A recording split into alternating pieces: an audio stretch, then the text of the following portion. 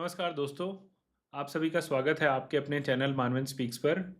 भारत में एक ऐसा मुद्दा उठा है जिसने कि राजनीतिक, सामाजिक और संवैधानिक तीनों स्तरों पर एक नई बहस छेड़ दी है और वो मुद्दा कोई कुछ और नहीं, वक्फ बिल का संशोधन जो पास हुआ लोकसभा और राज्यसभा से, वो है। राजनीतिक तौर पर ये ऐसा मुद्दा था जिसको कि बहुत दिनों से खींचा जा रहा था। सरकार बहुत दिनों से चाह रही थी कि इसको लाया जाए और वो वक्फ बिल को पहले भी लोकसभा और राज्यसभा में प्रस्तुत कर चुके हैं, जो कि जेपीसी में भेजा जा चुका है और जेपीसी में कुछ संशोधनों के साथ दोबारा सरकार इसको लेकर आई और बहुत लोगों को उम्मीद थी कि ये बिल पास नहीं होगा और अगर राज्यसभा से पास हो भी गया तो लोकसभा में तो ये बिल गिरना ही गिरना है, क्योंकि इसके पीछे एक कारण है कि सबको ये लग रहा था कि तेलुगु देशम पार्टी और जनता दल यूनाइटेड इसका सपोर्ट नहीं करेंगे। भले बीजेपी कितनी भी कोशिश कर ले, ये बिल लोकसभा से पास नहीं हो सकता, क्योंकि लोकसभा चुनाव में बीजेपी की सीटें 240 रह गई और 240 सीट के बहुमत वाली कोई पार्टी अगर ये सोचे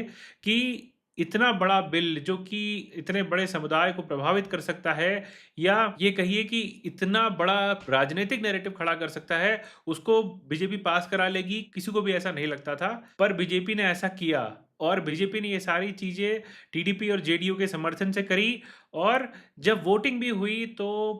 पूरा समर्थन जेडीयू और टीडीपी का भारतीय जनता पार्टी के इस बिल को मिला और वक्फ संशोधन बिल 2025 पास हो गया लोकसभा से और उसके अगले ही दिन वो राज्यसभा से भी पास करा लिया गया। पहली बार इतनी लंबी संसद चली है, हिस्टोरिकल भी आप देखें तो इतनी लंबी संसद नहीं चली। ये जो बिल था और इस बिल को लेकर जो एक तरह से माहौल बनाया जा रहा था और एक समुदाय विशेष को डराने की कोशिश की जा रही थी और विपक्ष इसको इतना बड़ा मुद्दा बना रहा था, तो सबको यही लग रहा था कि शायद ये बिल पास नहीं होगा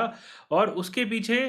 राजनीतिक कारण ज़्यादा थे और बीजेपी का जो गठबंधन था उसको लेकर एक सवाल खड़े किए जा रहे थे कि ये पूर्ण बहुमत की बीजेपी की सरकार नहीं है जो धारा 370 को खत्म करा सकती है। आज जब उसकी संख्या कम है, सभी मानकर यही चल रहे थे कि ये बिल पास नहीं हो सकता है, पर भारतीय जनता पार्टी ने इसको एक स्ट्रैटेजी के रूप में अपनाया। उन्होंने बिल को पास कराने के लिए टीडीपी और जेडीयू को आगे रखा और जितना भी हीट था, विपक्ष का जितना भी एक तरह से कह लीजिए कि नाराजगी थी, वो टीडीपी और जेडीयू के मत्थे पर आई। बीजेपी को विपक्ष ने उतना नहीं घेरा, क्योंकि सब जानते हैं कि भारतीय जनता पार्टी को मुसलमानों का वोट नहीं मिलता और जो वक्फ बिल आया भी है उसको बीजेपी नहीं भी लाती तो भी मुसलमान उनको वोट करने नहीं वाले थे।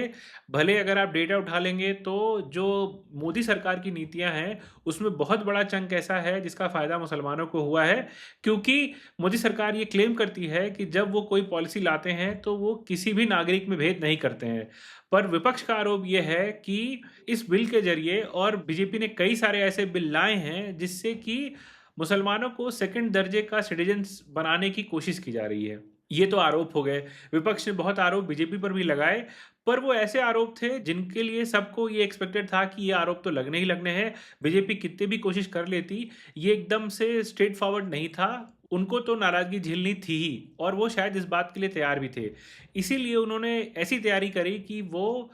ये जो नाराज़गी है उसको जेडीयू और टीडीपी के मत्थे मढ़ सकें और वो अपना बिल भी पास करा लें और उनको नाराज़गी भी ना झेलनी पड़े। एक एक कहावत कही जाती है, साँप भी मर जाए और लाठी भी ना टूटे। ये कहीं न कहीं यहाँ पर फिट बैठता है, क्योंकि वक्फ बिल का विरोध तो विपक्ष कर रहा था, पर उस उनको आखिरी मौके तक यही उम्मीद थी कि जेडीयू और टीडीपी इसका समर्थन नहीं करेंगे और वो बिल लोकसभा में पारित नहीं हो पाएगा। पर जिस दिन ये बिल पास होने वाला था, 2 तारीख को लोकसभा में और 3 तारीख को राज्यसभा में, उसके पहले ही व्हिप जारी कर दी गई। टीडीपी की भी व्हिप जारी हुई और जेडीयू की भी व्हिप जारी हुई और सारे सांसदों को लोकसभा में और राज्यसभा में प्रस्तुत होने को कहा गया। जब ये न्यूज़ आ गई तो विपक्ष को एकदम से डर बैठ गया कि अब ये बिल पास हो जाएगा, क्योंकि व्हिप पार्टी के लेवल पे जारी हुआ है। अगर कोई सांसद व्हिप के अगेंस्ट जाता है तो उसकी सदस्यता जाने का खतरा है, पार्टी उसके ऊपर एक्शन ले सकती है। पर फिर भी कहीं न कहीं विपक्ष को ये उम्मीद रही होगी कि जो सांसद हैं वो अपने मन की बात को ध्यान देंगे और बीजेपी के इस बिल को विरोध करेंगे, तो ऐसा नहीं हुआ। लोकसभा में भी पास हो गया और राज्यसभा में पास हो गया। उसके बाद बहुत सारी बहस इस बिल के अराउंड हुई, बहुत सारे ऐसे पक्ष निकले जिससे कि बहुत ही क्रिस्टल क्लियर ये हो गया कि कौन किसके साथ खड़ा हुआ है, कौन किसके साथ नहीं खड़ा हुआ है। गाहे-बगाहे जो सरकार को लेकर ये जो आशंका जताई जाती थी कि सरकार गिर जाएगी, चंद्रबाबू नायडू और नीतीश कुमार पीछे हट जाएँगे और सरकार बहुत लंबे समय तक नहीं चलने वाली है। इस बिल ने इस बात को एकदम क्लियर कर दिया है कि सरकार आगे 5 साल पूरी चलेगी और उसी मजबूती से चलेगी जो 2019 से 2024 तक चली है, जब बीजेपी के पास अपना ही पूर्ण बहुमत था। उसके पीछे कारण है, क्योंकि आप जब सत्ता में होते हैं तो आपको 272 की रिक्वायरमेंट है और आप सबको मिला लें तो आपके पास 293 का बहुमत हो जाता है, जो कि बहुमत से कहीं ज़्यादा है। और ये बहुमत आपको जेडीयू और टीडीपी ने दिया है और इस बात को लेकर दिया है कि बीजेपी कोई भी बिल लाए जिसमें अगर वो पहले से सहमति बना लेंगे तो वो विरोध नहीं करेंगे, चाहे वो कितना भी कंट्रोवर्शियल बिल क्यों ना हो। अगर वक्फ अमेंडमेंट बिल अगर पास हो सकता है तो कोई भी बिल पास हो सकता है। अब ये रास्ता एकदम क्लियर हो गया है और यही मैसेजिंग बीजेपी देने जा रही थी और वो उन्होंने वक्फ बिल पास करा के दे दिया। अब विपक्ष पूरी तरह से छटपटा के रह गया, सबने बहुत सारे मुद्दे उठाए, यहाँ तक कि छोटे-छोटे मुद्दे पर भी बात की गई कि संसद इतनी देर तक क्यों चल रही है। इसका जो विरोध कांग्रेस की तरफ से उठा, लोकसभा में भी उठा और जब ये राज्यसभा में बिल पेश हुआ और जब रात के 10 से ज़्यादा हो गए, तो दोनों सदनों में इस बात की चर्चा हुई कि ये बिल एक तरह से थोपा जा रहा है, इसको एक्सटेंड भी किया जा सकता था, पर सरकार पहले ही कह चुकी थी कि ये बिल पास होगा और दोनों सदनों में इस बात को पहले ही कन्वे कर दिया गया था कि कितना भी समय लगे ये बिल पास होकर ही रहेगा। और इसके पीछे कुछ बीजेपी ने तैयारियां भी करके रखी थी, चाहे वो लालू यादव का 2013 का दिया हुआ बयान हो या उसके पहले जो बिल की कमियां थी उसको बहुत दिनों से सोशल मीडिया के थ्रू या बहुत सारी कमेटियों के थ्रू कन्वे किया जा रहा था। और इस जब ये बिल जेपीसी में भी गया था तो जेपीसी में अच्छे खासे नंबर्स में इसमें सदस्य बनाए गए थे। करीब-करीब 33 सदस्य इस बिल के जेपीसी में थे, जिसमें कि गहन चर्चा हुई और जेपीसी के मेंबर्स ने अलग-अलग क्षेत्रों का दौरा भी किया। हर जगह सहमति बनाने की कोशिश की गई कि इस बिल पर आम सहमति बन जाए। पर आम सहमति तो बात छोड़ दीजिए, इस बिल में बहुत सारे ऐसे संशोधन थे जिन पर की चर्चा भी हुई, पर शायद कमेटी के जो अध्यक्ष जगदम्बिका पाल, उन्होंने जब रिपोर्ट सौंपी और जब बिल ये टेबल हुआ लोकसभा में तो इसके प्रावधानों को लेकर विपक्ष हमेशा असहज रहा। सबसे ज़्यादा कड़ा विरोध अगर किसी ने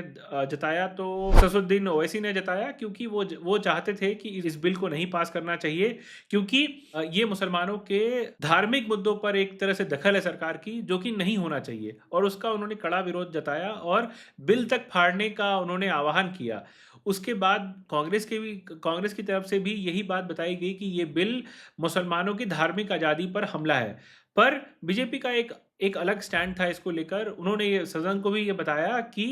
जो वक्फ बिल का मिसयूज़ है वो ज़्यादा है और कुछ एलीट जो क्लास है मुसलमानों की, उनके पास तक ही ये वक्फ बिल का फ़ायदा पहुंचा है और इसका कुछ जो ज़रूरतमंद मुसलमान हैं उनकी तरफ ये बिल कुछ नहीं करता है। और इसी बात को मुद्दा बनाकर बीजेपी बार-बार इस चीज़ को उठा रही थी और उन्होंने इसको लैंड माफिया से भी जोड़ा कि वक्फ बोर्ड ने बहुत सारी ऐसी ज़मीनें कब्ज़ा करके रखी हैं, जिसका कि औचित्य नहीं बनता है और उनके पास कोई कागज़ात भी नहीं है। एक तरह से वो लैंड माफिया की तरह बिहेव कर रहे हैं और भारत में तीसरी ऐसी सबसे बड़ी संस्था है जिसके पास इतनी बड़ी बिल है, चाहे वो भारतीय सेना हो, उसके बाद रेलवे और उसके बाद वक़्फ़ का ही नंबर आता है। तो इतना सब नैरेटिव चलाने के बाद सरकार को पहले से ही लग रहा था कि वो उन्होंने अपनी तैयारी पूरी कर ली है और इसीलिए जो मेन चेहरा थे इस बिल को पास कराने के लिए वो अमित शाह थे और गृह मंत्री खुद दोनों दिन, एक दिन लोकसभा में भी पूरी रात भर बैठे और राज्यसभा में भी बैठे और उसके साथ-साथ उन्होंने मणिपुर का भी बिल पास करा लिया इसमें, जिसमें कि राष्ट्रपति शासन लगाने की बात मणिपुर में की गई है और उसमें अप्रूवल उन्होंने संसद से ले लिया। तो ऐसा नहीं था कि सरकार ने इसकी तैयारी नहीं करी थी, सरकार ने इसको जेपीसी में जब भेजा तभी से तैयारी करना चालू कर दी थी। अभी तक की धारणा यही रही है कि जब कोई बिल जेपीसी में जाता है तो वो एकदम खत्म हो जाता है और उसके रहने ना रहने का कोई औचित्य नहीं रह जाता। पर जेपीसी में जब ये वक़्त बिल गया तो सरकार ने मेक श्योर किया कि जो भी इम्पोर्टेंट प्रावधान थे उनमें कोई डाइल्यूशन नहीं होगा और इस बात को उन्होंने मेक श्योर किया कि जो प्रावधान बहुत ज़रूरी हैं वो बाहर आएँ। कुछ-कुछ मुद्दों पर उन्होंने टीडीपी और जेडीयू को साथ में रखा और उनके जो संशोधन थे उन्होंने वक्फ बिल में वो रखे। उसके अलावा जो विपक्ष के बहुत सारे ऐसे संशोधन थे जिससे कि ये बिल बहुत ज़्यादा डाइल्यूट हो जाता, वो उन्होंने कंसिडर नहीं किया और शायद इसी वजह से ये बिल अच्छी तरह से टेबल हुआ है और इसके आप इसके फ़ायदे बीजेपी गिना-गिना के थक नहीं रही है और जेडीयू और टीडीपी भी इसलिए साथ आ गए क्योंकि उनको इसके फ़ायदे ज़्यादा दिख रहे हैं, नुकसान कम दिख रहा है। उसका राजनीतिक नुकसान टीडीपी को होगा, जेडीयू को होगा, इसके बारे में चर्चाएँ हो सकती हैं। बहुत लोग कहते हैं कि जेडीयू जेडीयू को बहुत नुकसान होगा और इसी साल विधानसभा चुनाव है बिहार में, तो इसका खामियाजा जेडीयू को उठाना पड़ेगा। पर ऐसा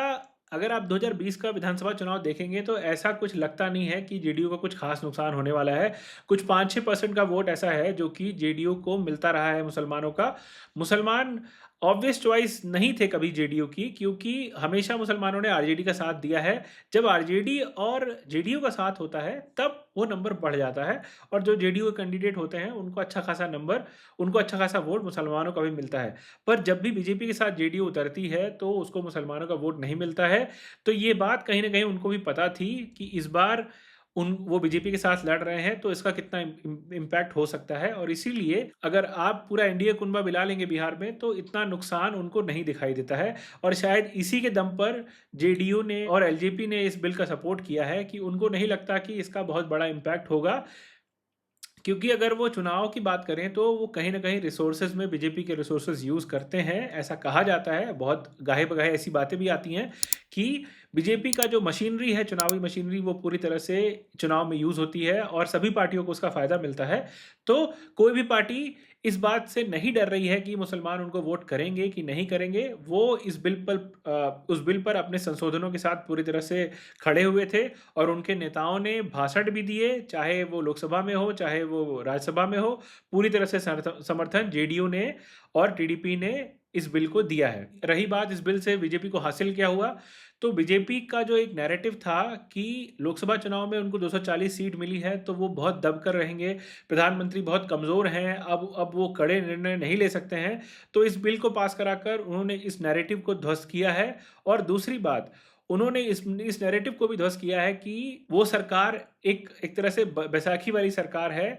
क्योंकि अगर हर मुद्दे पर ही टीडीपी और जेडीयू सब साथ हैं तो वो बैसाखी वाली बात कहीं न कहीं खत्म हो जाती है और इसी बात को प्रूव कर दिया है बीजेपी ने इस बिल को पास करा के। ये 2 चीज़ें ऐसी हैं जो कि बीजेपी को प्रूव करनी थी और वो उन्होंने ये बिल पास कराकर प्रूव कर ली है। इसके और राजनीतिक फ़ायदे क्या होंगे? क्या जो पिछड़ा वर्ग है मुसलमानों का जिसको कि इस बिल का फ़ायदा कभी मिलता नहीं था, वो क्या बीजेपी के साथ जुड़ेगा, नहीं जुड़ेगा? इसकी अभी कोई गुंजाइश नहीं है और ना बीजेपी भी इसको मान के चल रही होगी और आम जो राजनीति को समझने वाले हैं वो जानते हैं कि इसका इस लेवल पर राजनीतिक तौर पर वोट बैंक के तौर पर बहुत फायदा बीजेपी को नहीं होगा। हाँ, नैरेटिव के तौर पर इसका फायदा बहुत होने वाला है, चाहे वो यूपी के इलेक्शन की बात कर लीजिए, बिहार के इलेक्शन की बात कर लीजिए और इस नैरेटिव का फ़ायदा उनको कहीं न कहीं बंगाल और तमिलनाडु के इलेक्शन में भी होगा क्योंकि इसको अलग तरह से पेश करने की कोशिश बीजेपी ज़रूर करेगी और जहाँ-जहाँ इसको जिस तरह से पेश किया जा सकता है, उसको उसी तरह से प्रस्तुत करने की कोशिश करेगी और जनता को बताएगी कि वो किसी को खुश करने के लिए नहीं बैठे हैं और वो अपीज़मेंट की पॉलिटिक्स को बुरी तरह से नकारते हैं। जो अपीज़मेंट की पॉलिटिक्स का आरोप वो कांग्रेस पे लगाते हैं, वो बीजेपी यहाँ नहीं करने वाली है। इस बिल को पास करा के वो इस बात को भी प्रूव कर रहे हैं कि वो अपीज़मेंट की पॉलिटिक्स में बिलीव नहीं करते हैं। हाँ, एक बहुत बड़ा हिंदुओं का ऐसा वर्ग है जो कि इस बात से खुश हो रहा है कि वक्फ बिल पास हो गया, तो कहीं न कहीं बीजेपी जो जो लोकसभा चुनाव में इतना बड़ा झटका खा चुकी है, उससे कहीं न कहीं उबर सकती है। तो ये कहीं बड़े कारण हैं जो कि बीजेपी ये बिल लेके आई और इसको सक्सेसफुली पास करा लिया। आपको ये वीडियो कैसा लगा? आप ज़रूर कमेंट करके बताएँ। आप सभी इस वीडियो को ज़्यादा से ज़्यादा देखें, इसको लाइक करें, कमेंट करें, सब्सक्राइब करें। आप सभी का बहुत-बहुत धन्यवाद। नमस्कार।